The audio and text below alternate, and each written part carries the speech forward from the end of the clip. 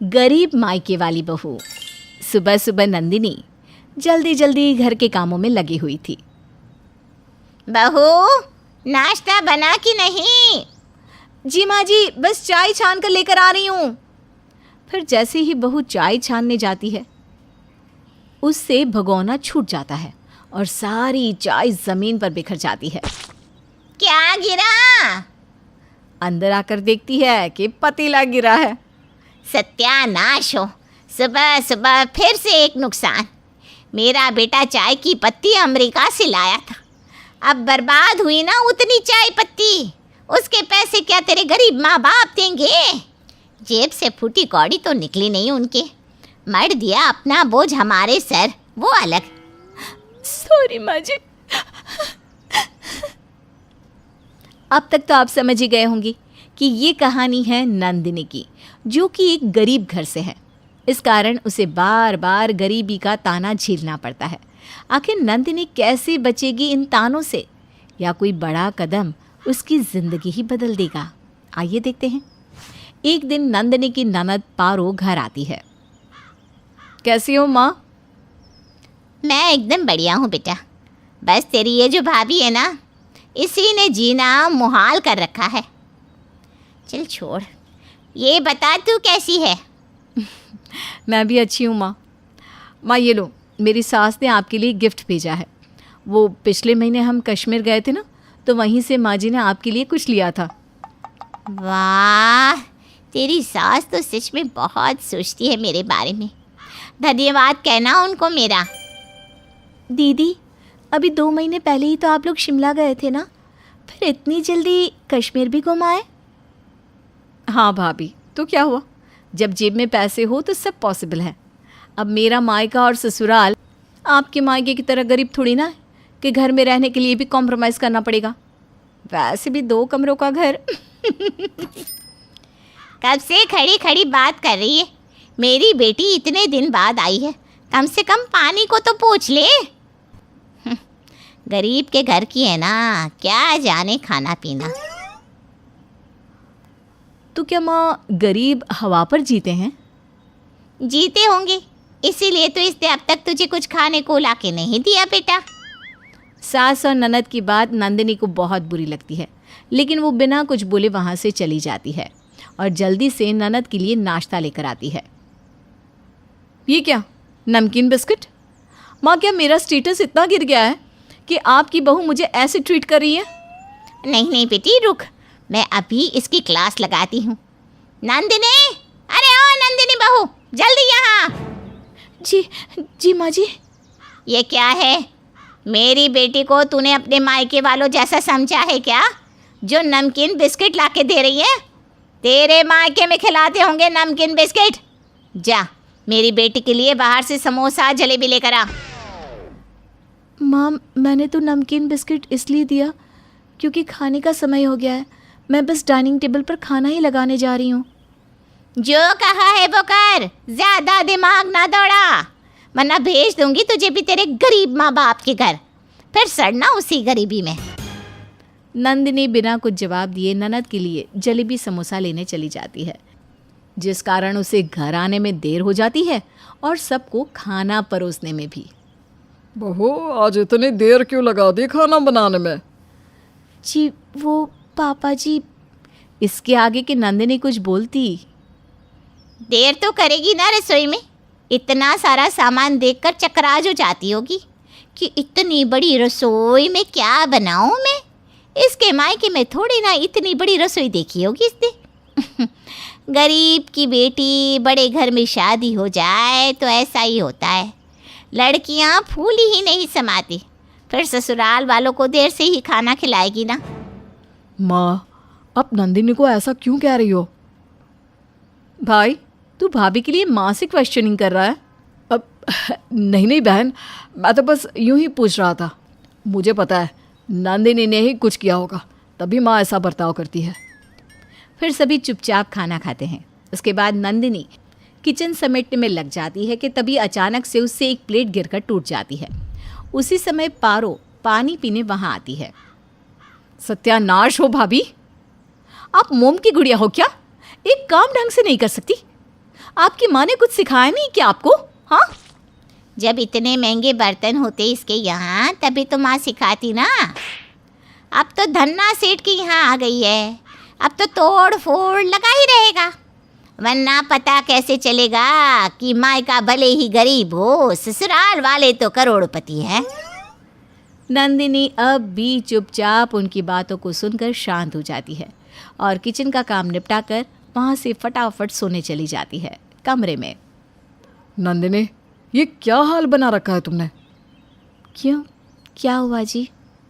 सारा दिन उदास रहती हो, ना ढंग से सजती हो ना संवरती हो। अभी कुछ दिन तो हुए हैं हमारी शादी को, फिर ऐसा बर्ताव क्यों करती हो?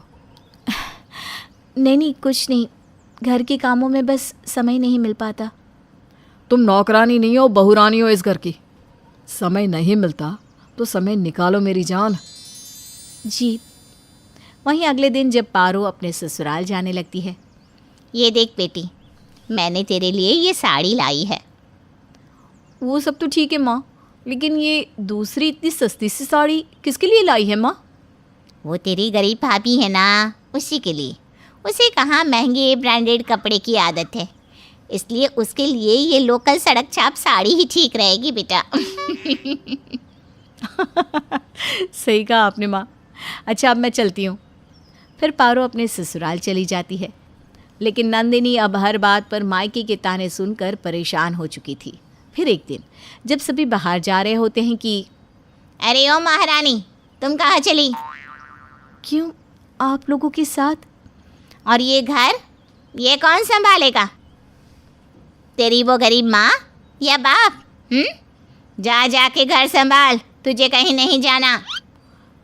लेकिन माँ। कुछ नहीं, चल चुपचाप, घर में भी किसी का रहना ज़रूरी है। बेचारा बेटा माँ के सामने कुछ नहीं कह पाता। वहीं शाम को। नंदिनी, एक बात बताओ, माँ तुम्हारे साथ ऐसा बर्ताव क्यों करती है? क्योंकि मेरा मायका गरीब है।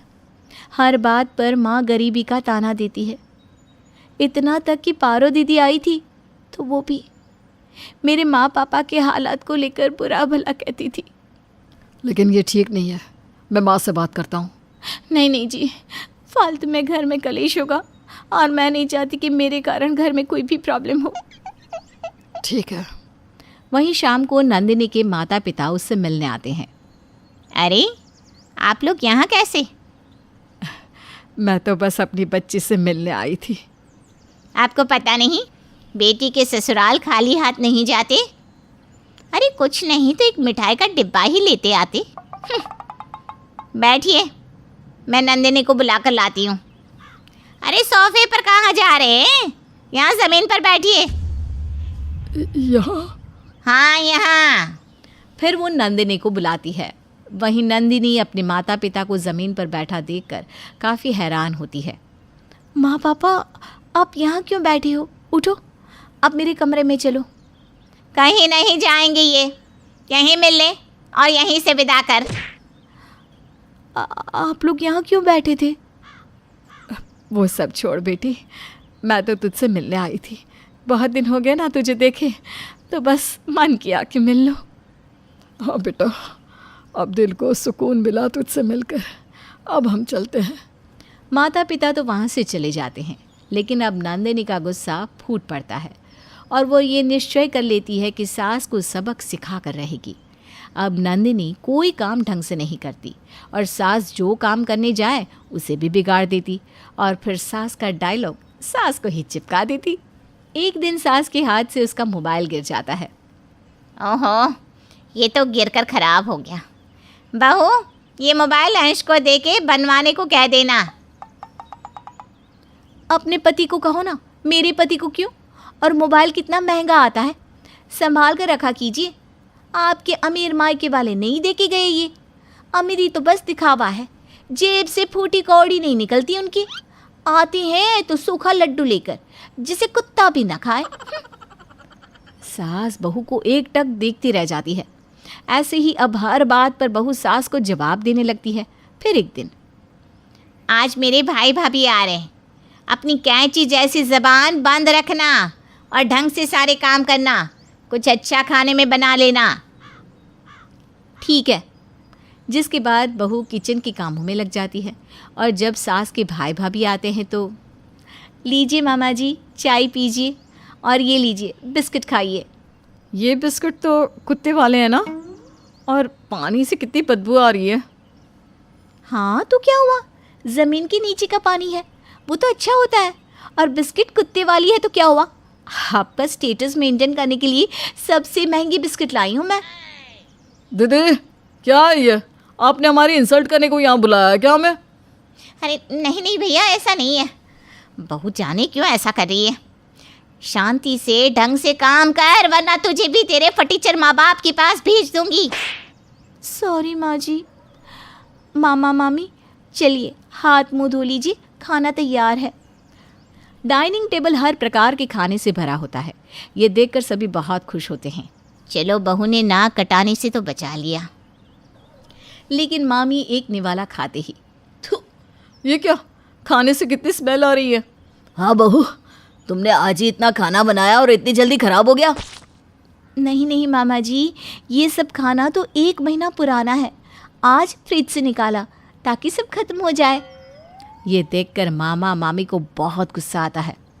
दीदी आज के बाद अगर हमारी इंसल्ट करानी हो ना तो कभी घर मत बुलाना। हाँ, और अगर मेहमान की खातिरदारी करनी नहीं आती तो हमारे घर आ जाओ दीदी, हम सिखा देंगे। वैसे भी हम तुम्हारे ससुराल वालों की तरह गरीब नहीं है। आज पहली बार सास को गरीबी का ताना मिला था। ये सुनकर सास गुस्से से बौखला जाती है और बहू पर भड़क जाती है। तूने ऐसा जानबूझकर किया ना, मैं सब जानती हूँ। हाँ, जानबूझकर ही किया ताकि आपको सबक मिले। आपके मायके वालों के साथ गलत हुआ तो आपको गुस्सा आया, आपको गरीबी का ताना मिला तो इतना बुरा लगा। और मेरे बारे में सोचो, जब से आई हूँ एक दिन भी ऐसा नहीं कि आपने मेरे मायके वालों को बुरा भला नहीं कहा हो, लेकिन मैंने तो सब सह लिया। इसके बावजूद आपने मेरे मम्मी पापा की बेइज्जती की, बस उसी का सबक था ये सुनकर सास को अपनी गलती का एहसास होता है। माफ़ कर दे मुझे, मेरा दिमाग खराब हो गया था, मैं कभी ऐसा नहीं करूँगी। जिसके बाद सास बहू को गरीब मायके का ताना देना बंद कर देती है और हंसी खुशी से अपनी बहू को रखती है।